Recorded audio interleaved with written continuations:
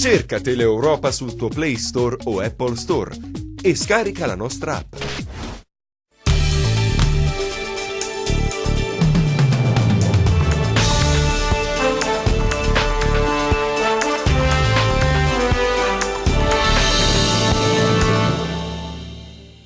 Ricordo di aver letto qualche tempo fa un'intervista proprio ad un grande personaggio che non c'è più, un leader, un economista, un sociologo, un filosofo, un esperto del diritto, del lavoro, un visionario, metteteci tutto quello che volete.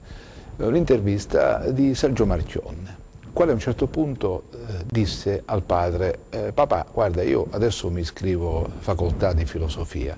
E il padre gli rispose: sì, va bene, allora metto da parte i soldi per comprarti un taxi quando sarai laureato. È così, Luca? È così, la risposta era giusta. Devo dire, non ha avuto bisogno di mettere da parte i soldi per comprare il taxi. Il papà di Marchionne era un maresciallo dei carabinieri, quindi una persona che era stata costretta a emigrare, abruzzese di Chieti, e portarsi dietro anche il figlio Sergio a 14 anni in Canada, che non è proprio una cosa semplicissima. Marchionne, che amava molto le battute, e quando è arrivato in Canada era figlio di emigranti, non è stato accolto col tappeto rosso e se la cavava. Lui era anche di carattere timido, allora se la cavata dicendo: ho perso un sacco di anni con le ragazze non conoscendo la lingua. Però quella laurea in filosofia che Marchionne prese, la prima di tre, la seconda era in giurisprudenza, l'altra in economia, gli è molto servita perché lui era un teorico del pensiero laterale, quindi del riuscire a trovare le soluzioni ai problemi che non fossero quelle solite, e nel suo lavoro nell'industria automobilistica, prima la Fiat, poi la Chrysler, questo pensiero laterale è servito moltissimo. Tutto è contenuto in questo bellissimo libro che consiglio di comprare, un libro scritto dal collega Luca Ponzi, che è un giornalista. Sergio Marchionne, la storia del manager che ha salvato la Fiat e conquistato Chrysler. Tu l'hai conosciuto? Io l'ho conosciuto fin dall'inizio, quando lui è arrivato nel 2003 a Torino. Io allora ero a Torino, seguivo il mondo Fiat, il mondo dei motori per la RAI del Piemonte e anche per il TG1 e il TG2. Quando lui arrivò a Torino, la Fiat era tecnicamente fallita.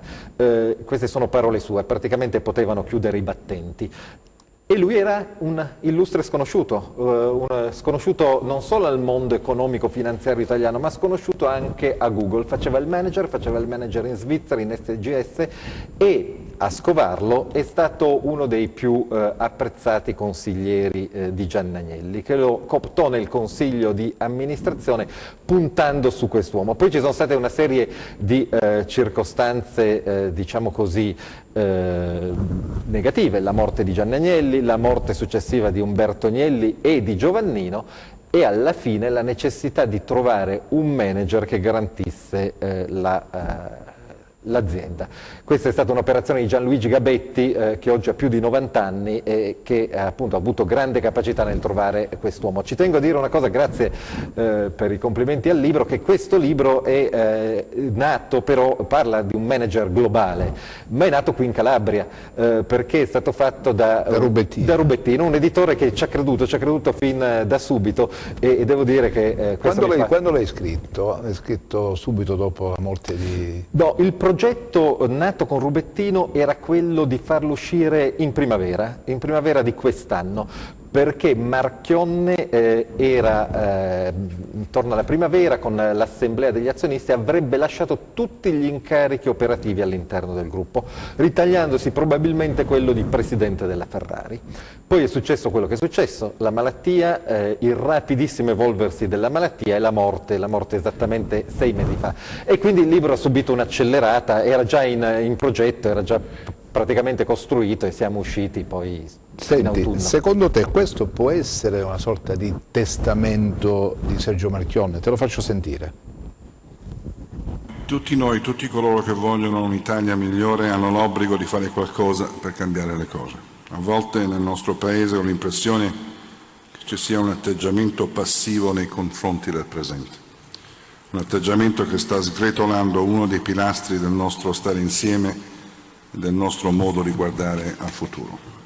È come se si pretendesse di aver diritto ad un domani migliore senza essere consapevoli che bisogna saperlo conquistare.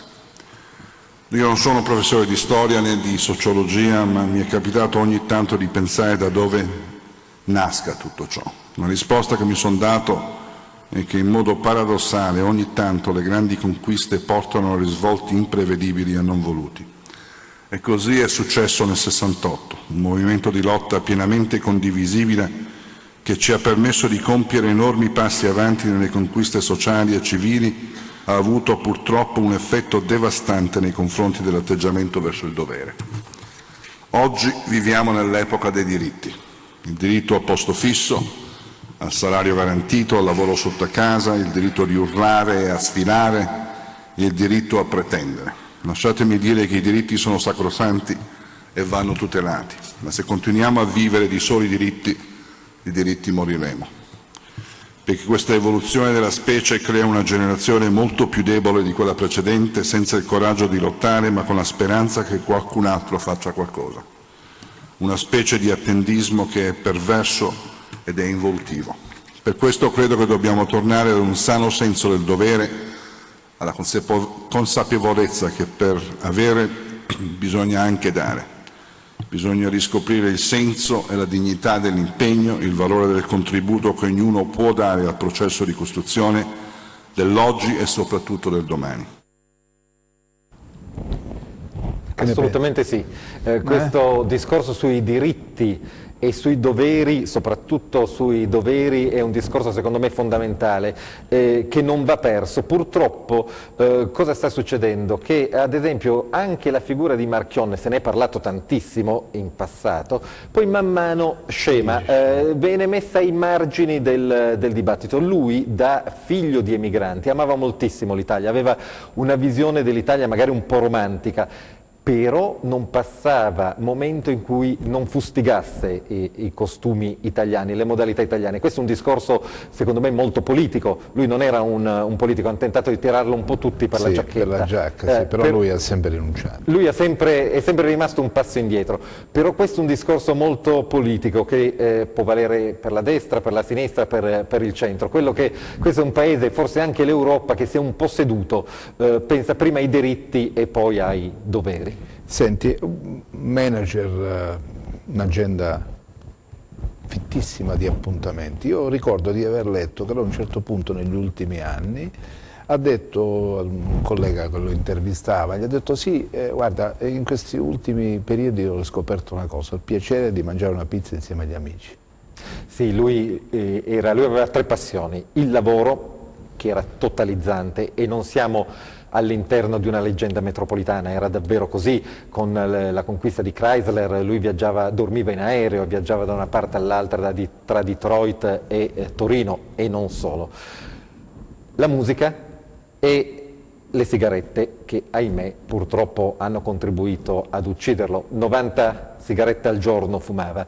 Pochissimo mondano, anzi par nulla. Le cose che amava di più erano le iniziative dei carabinieri, in omaggio appunto alla sua famiglia, al padre, non si perdeva una Virgo Fidelis, e poco altro. Quando arrivò a Torino amava andare in una pizzeria alla periferia di Torino, uno dei quartieri più periferici, e giocava a carte col sindaco di allora, Sergio Chiamparino. Poi non ha avuto più tempo, la trattativa con Chrysler e un'azienda diventata più grande l'ha assorbito. Ogni tanto andava al mercato, a Torino ci sono vari mercati, ce n'è uno in particolare con la scorta, sempre a distanza, andava a comprare il pesce. Ma davvero lui ha fatto una vita monacale, quindi riuscire a mangiare la pizza con gli amici, riuscire a distrarsi un attimo è una parte dell'uomo. Ad esempio non faceva ferie. Quando arrivò a Torino ed era estate, entrò alla Fiat, non c'era nessuno e disse ma dove sono tutti? E gli risposero in ferie, e lui disse ma in ferie da cosa? Questo rende l'idea del personaggio dell'uomo.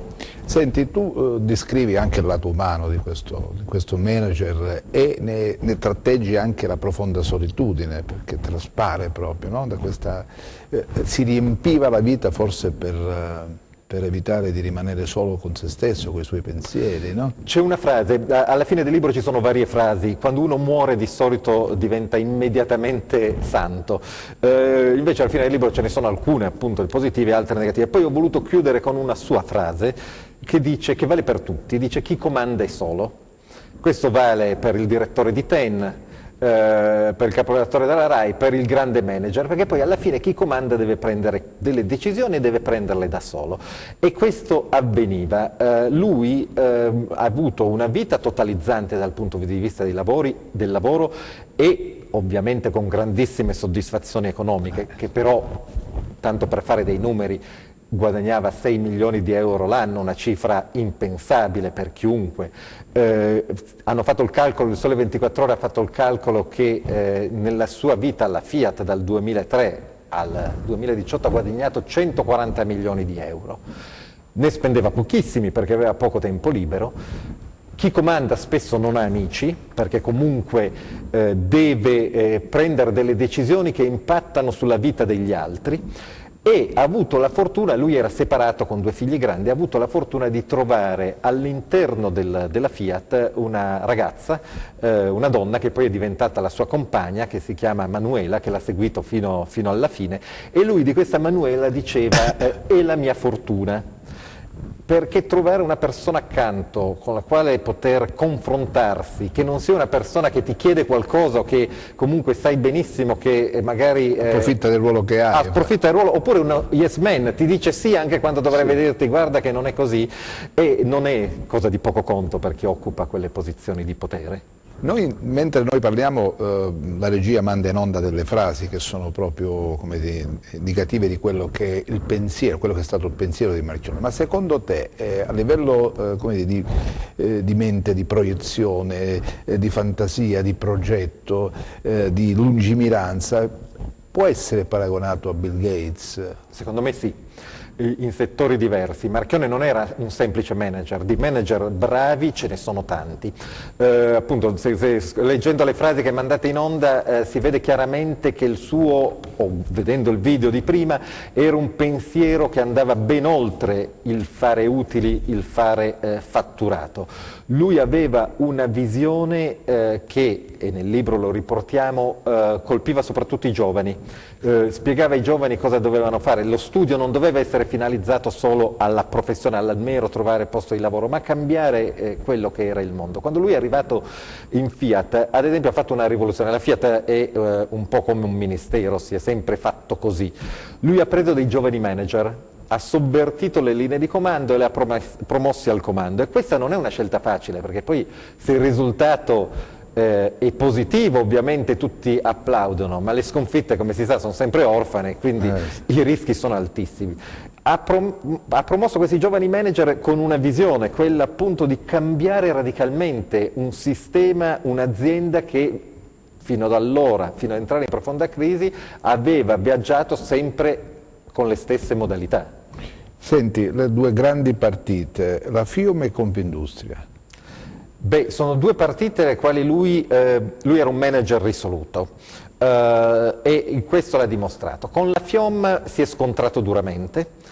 Dopo un primo momento in cui lui metteva il maglioncino e diceva sono un metalmeccanico, sì. Bertinotti lo definiva il borghese buono, poi sono cambiate le cose quando ha iniziato a chiudere lo stabilimento più a sud che aveva, che è quello di Termini Imerese in Sicilia, e a intervenire sui contratti chiedendo maggior flessibilità. E questo potrebbe già rientrare nella normalità, in una lotta dura tra 2 leader, Marchionne da una parte e l'allora numero 1 della FIOM, candidato alla segreteria della CGIL, che era Maurizio Landini. Meno usuale è lo scontro con Confindustria. Marchionne ha sbattuto la porta in faccia a Confindustria ed è uscito da Confindustria. Attenzione, per fare il presidente di Confindustria fino a ieri bisognava avere il placet comunque della Fiat. L'hanno fatto Gianni Agnelli, l'ha fatto Luca Cordero di Montezemolo e altri. Senza il via libera della Fiat non si diventava presidente di Confindustria. È uscito in un momento particolare quando presidente era Emma Marcegaglia, proprietaria di una grande industria di acciai con la quale la Fiat lavorava.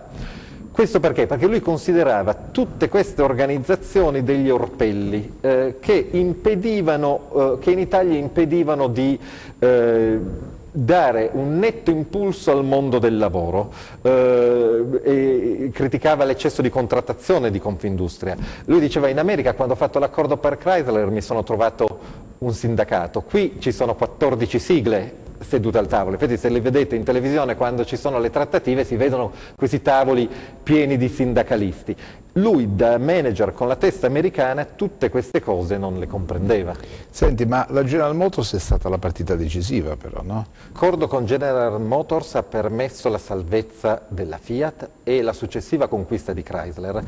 Marchionne ha usato lì tutta la sua intelligenza e furbizia. L'accordo prevedeva sostanzialmente che General Motors entrasse in Fiat col 20% del capitale e fosse obbligata a un prezzo precostituito ad acquistare Fiat nel momento in cui Fiat decideva di venderla. Questo è stato un escamotage di Gianni Agnelli, che non voleva vendere la Fiat con lui in vita. Arriva Marchionne e cosa fa? Inizia a raccontare che la Fiat va male, perde soldi, è un buco, un pozzo senza fondo che inghiotte risorse, e stupisce tutti, perché stava dicendo la verità. Di solito quando uno arriva a capo di un'azienda o vuole vendere un bene, non racconta che va malissimo. E invece in questo momento guadagna di credibilità, ma getta nel panico General Motors. Lui utilizza questa che si chiama tecnicamente opzione put e che obbliga gli americani a comprarsi l'azienda. Gli americani cosa fanno in quel momento? Si preoccupano e dicono: assolutamente no, noi la tua bella azienda che perde non la vogliamo, ti diamo 2 miliardi di dollari e te la tieni.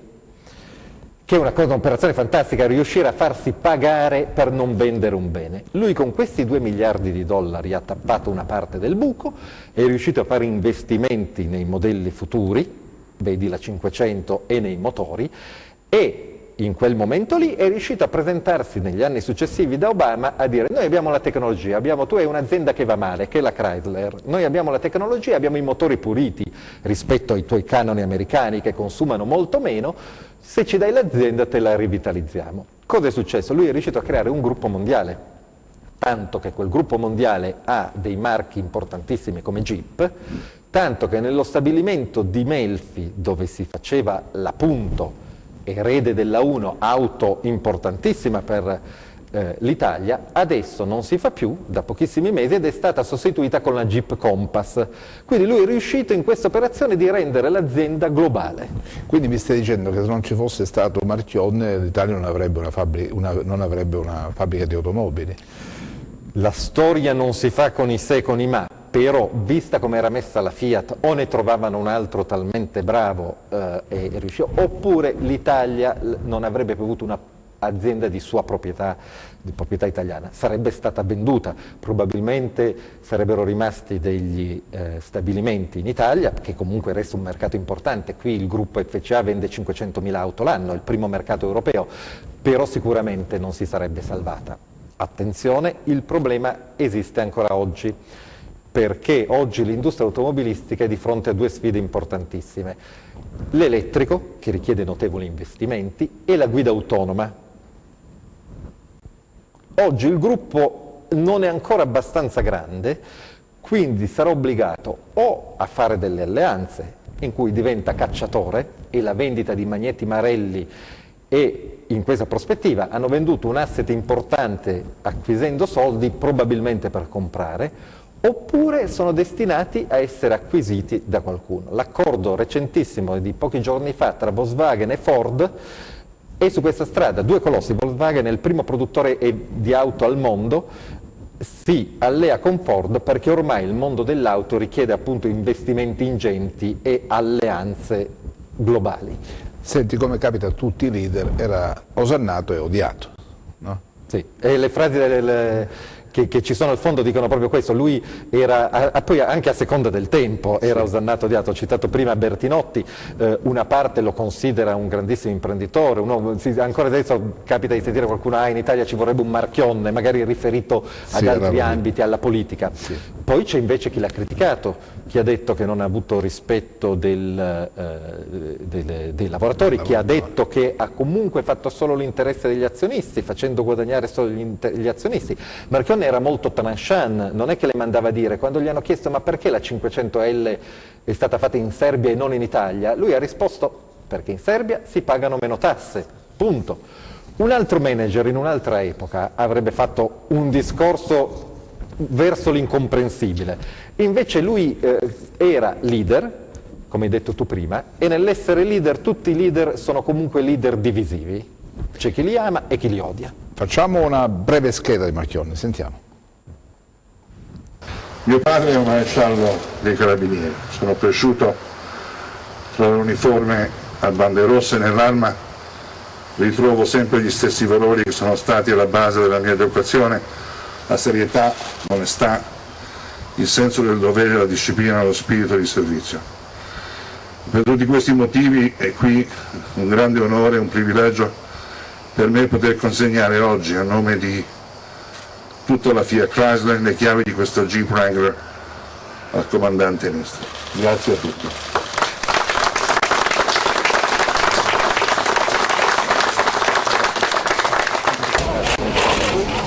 Bella, bella.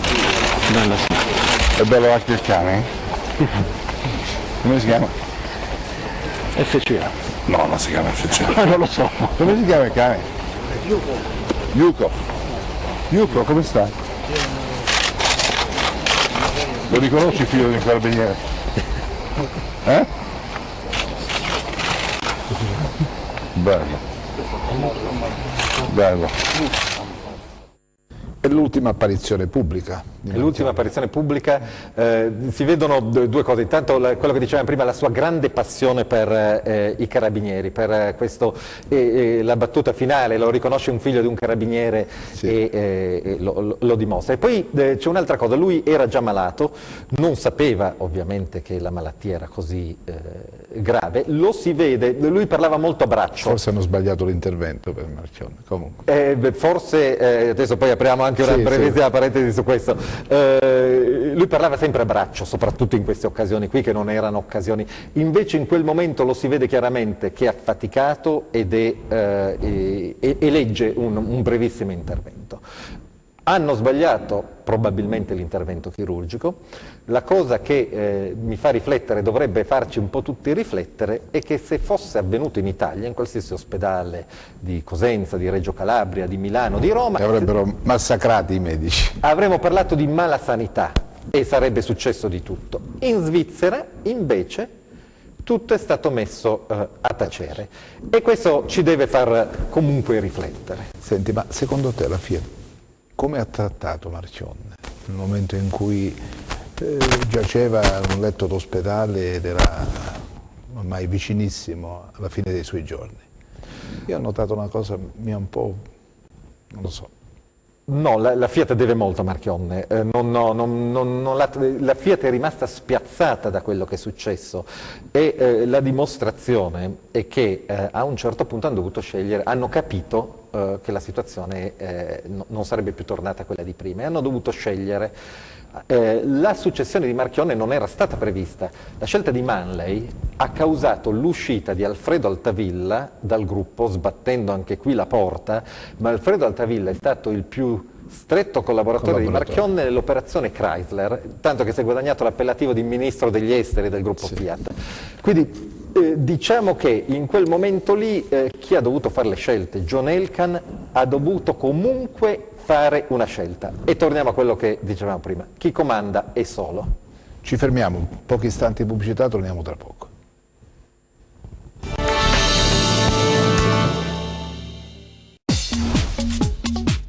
Cerca Teleeuropa sul tuo Play Store o Apple Store e scarica la nostra app. Allora, torniamo in diretta, ricordo che stiamo parlando di questo bel libro scritto da Luca Ponzio, che è qui accanto a me stasera. Ma perché ti ha così attratto la figura di Sergio Marchionne? Beh, perché Marchionne, come dicevi tu all'inizio, è stato un leader, non era un manager qualsiasi, è stato un leader che volenti o nolenti ha segnato un percorso dell'industria italiana. Come dice il sottotitolo, il manager che ha salvato la Fiat, ed è veramente così.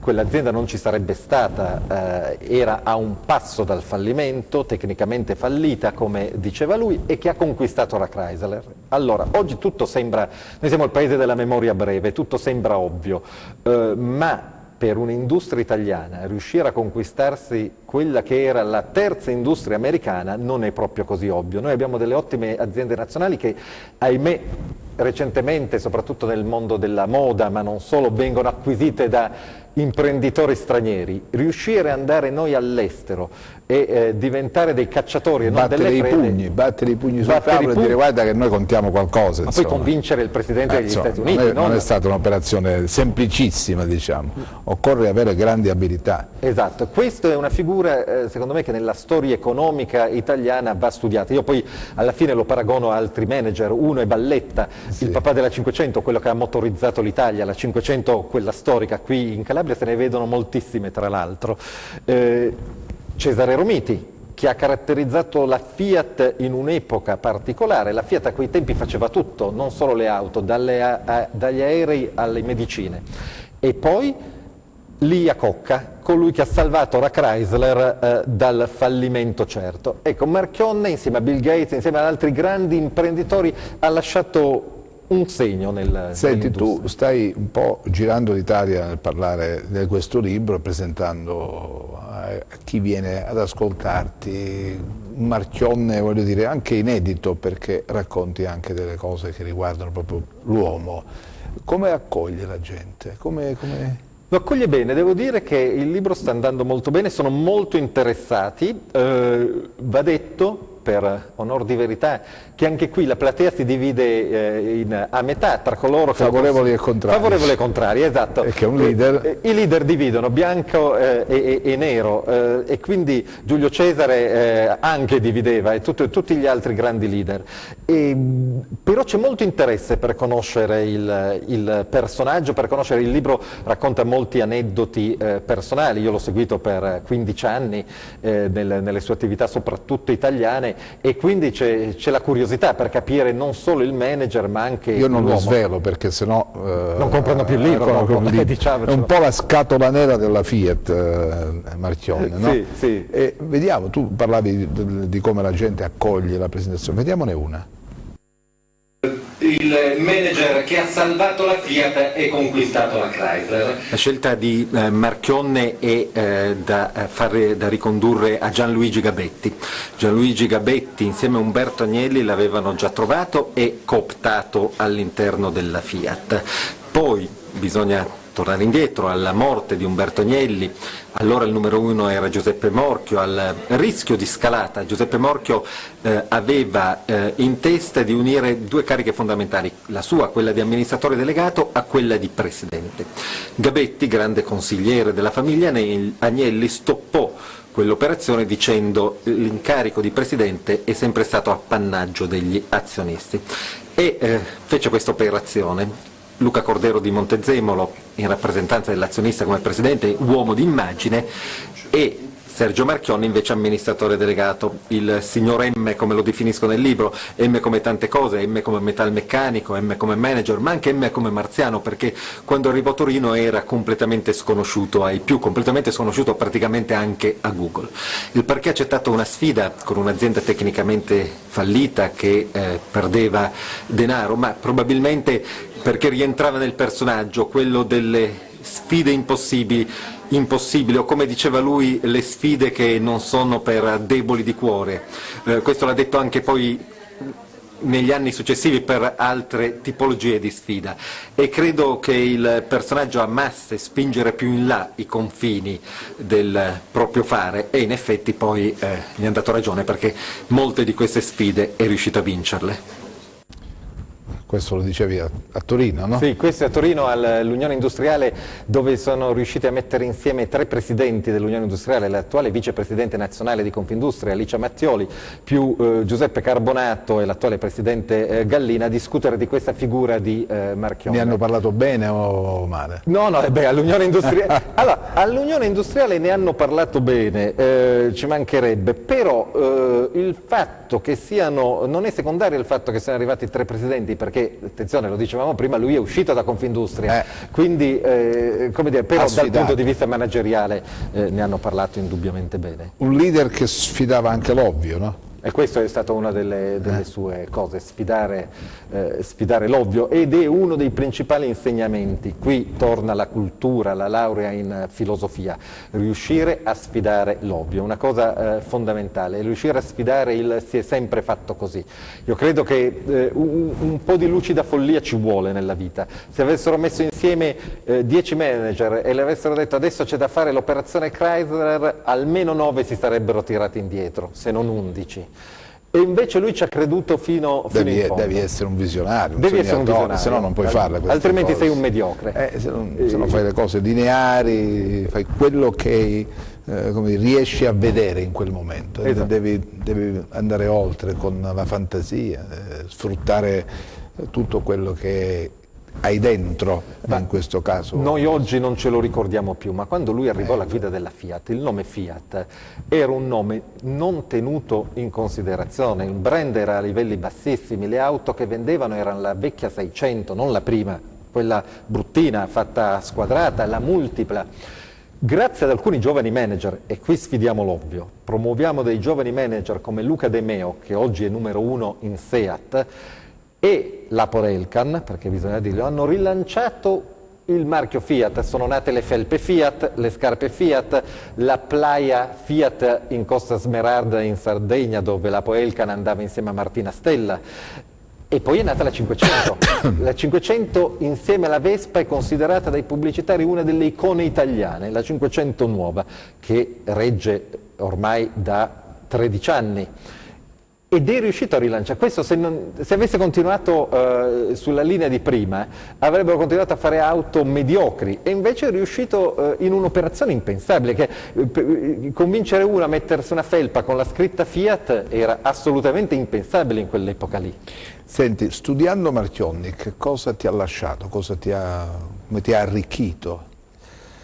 Marchionne mi ha arricchito insegnando quello che io ho messo nell'ultima pagina del libro, che vale per tutti. Infatti è una cosa che ho raccontato e ho detto a mia figlia: il leader che ha coraggio sfida l'ovvio, segue strade non battute, rompe vecchi schemi e chiude con le abitudini consuete. Questo è un insegnamento che può valere per chiunque di noi, dei nostri telespettatori, che potrebbe anche valere per chi ci governa, per chi ci ha governato ieri, per chi ci governa oggi e per chi ci governa domani. Secondo me l'Italia e la ripartenza dell'Italia può passare da questa frase di Marchionne.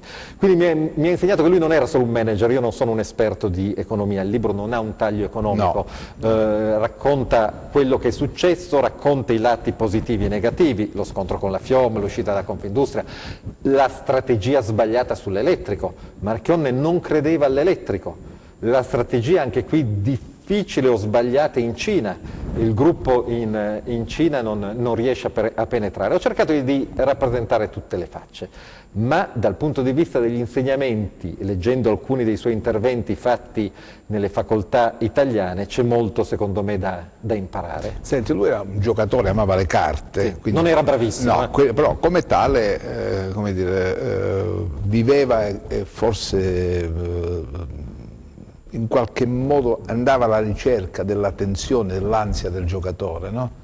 Lui era un giocatore, c'è un capitolo che si chiama Il giocatore. Dicevo, a giocare a carte non era bravissimo, anzi con il sindaco di Torino, poi lo rivela, perdeva sempre. Perdeva sempre. Anche il sindaco non era dei più bravi. Il più bravo era il vice sindaco di allora, che si chiama Tom De Alessandri, un sindacalista importante della CISL, che secondo me si allenava per riuscire a battere la controparte, e quindi si è portato a casa non poche soddisfazioni. Lui era un giocatore, riuscire a forzare la trattativa che raccontavamo prima con General Motors non è facile. Il rischio era altissimo. Rick Wagoner, il numero 1 di General Motors, prima di pagare ci ha pensato molte volte. Se lui non avesse pagato, la storia sarebbe andata in un altro direzione, senso. chiaro. Quindi, come dire, ha preso, in questo era un giocatore davvero di poker più che di scopone, giocavano a scopone col sindaco. Sì, proprio un giocatore da poker, perché andava al buio. Ma anche, esatto, ma anche l'arrivo in Chrysler, il rischio fallimento era altissimo, l'azienda quando arrivò era decotta. Senti, Raffaele Bonanni, l'ex segretario generale della CISL, ha detto da un sindacalista poi, sarà brusco, dice lui, sarà crudo, ma Marchionne è stata una fortuna per gli azionisti e i lavoratori della Fiat. Grazie a Dio c'è un abruzzese come Marchionne, disse. Sì. Un po' detto da un sindacalista, no? Sì, ma questo lo disse anche Renzi.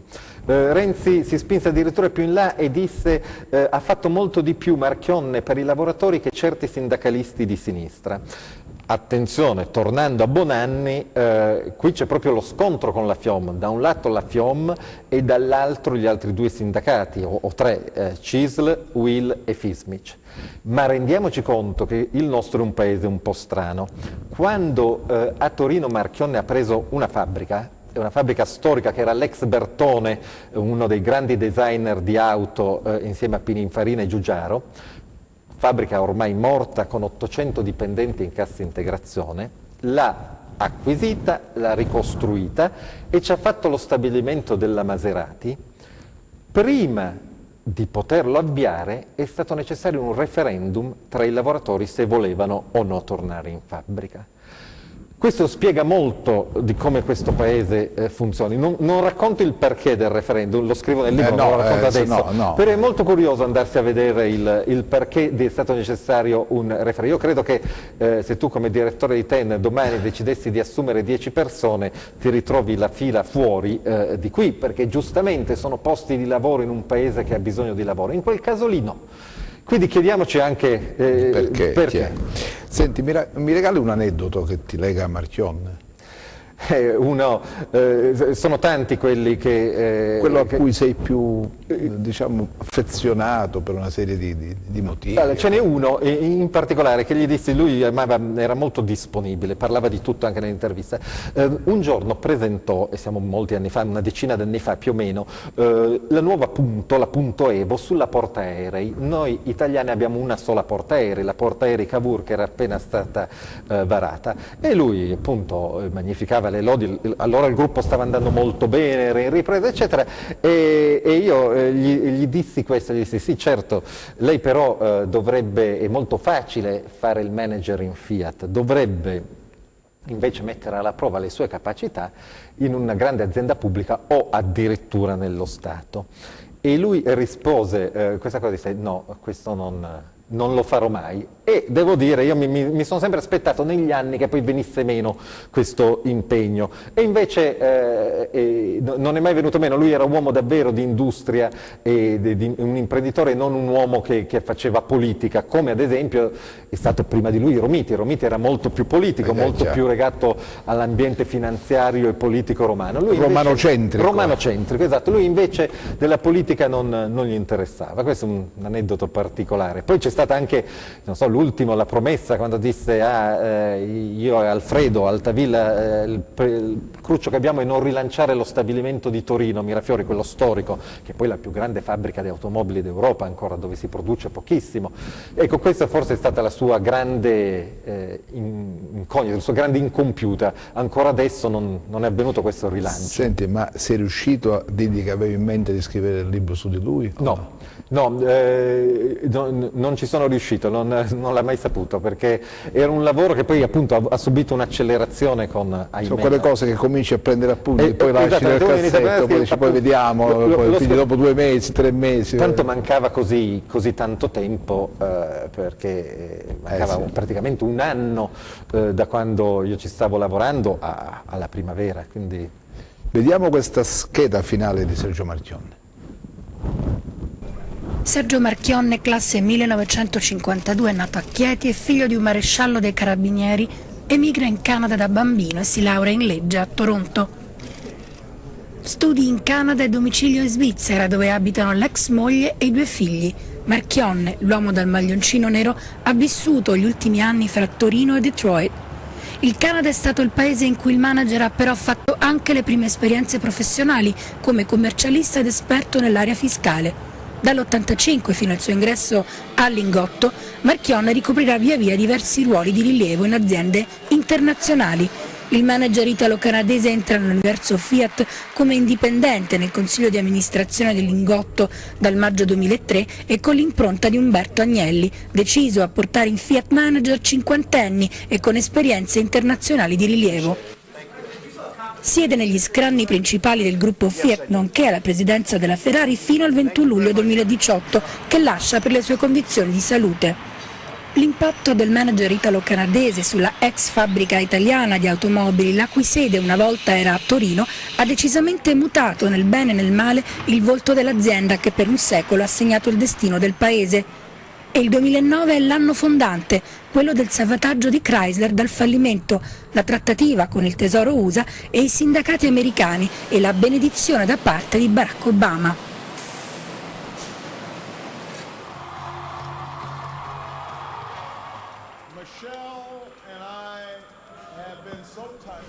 Non pochi sono stati i contrasti con il mondo operaio, soprattutto a seguito del suo appoggio al decreto voluto dall'ex premier Matteo Renzi, il Jobs Act, che ha limitato le garanzie di stabilità per i lavoratori, ma che secondo il manager ha rappresentato garanzia per gli investitori e possibilità di assunzioni più frequenti. Beh, se avesse voluto avrebbe potuto scegliere di scendere in politica, come diceva Tempo Berlusconi, con qualsiasi formazione politica, mi pare, no? Indubbiamente, indubbiamente. Lui ha ricevuto proposte da più settori. Lui ha ricevuto endorsement da Berlusconi, lo stesso Renzi, non gli interessava la politica intesa in senso partitico, anche se i suoi discorsi, l'abbiamo visto in questa nostra trasmissione, erano molto politici. Senti, io ricordo il libro, si chiama Sergio Marchionne, la storia del manager che ha salvato la Fiat e conquistato Chrysler, e lui è Luca Ponzi, collega giornalista. Mi regali l'aggettivo per chiudere, che è per te Marchionne, un aggettivo che metti accanto a questo nome Sergio Marchionne. Immortale per le cose che ci ha lasciato. Grazie Luca per essere stato con me, grazie a quanti ci hanno seguito, ci vediamo domani. Vi ricordo, è un bel libro perché contiene una serie di cose interessanti, oltre che accompagnato passaggi storici nel nostro paese, ma c'è un'aneddotica molto, molto viva, molto bella, che restituisce l'immagine dell'uomo, perché poi dietro il manager c'è un uomo con le sue fragilità, i suoi dubbi, le sue incertezze, le sue paure, le sue ansie. È bello anche per questo. Arrivederci.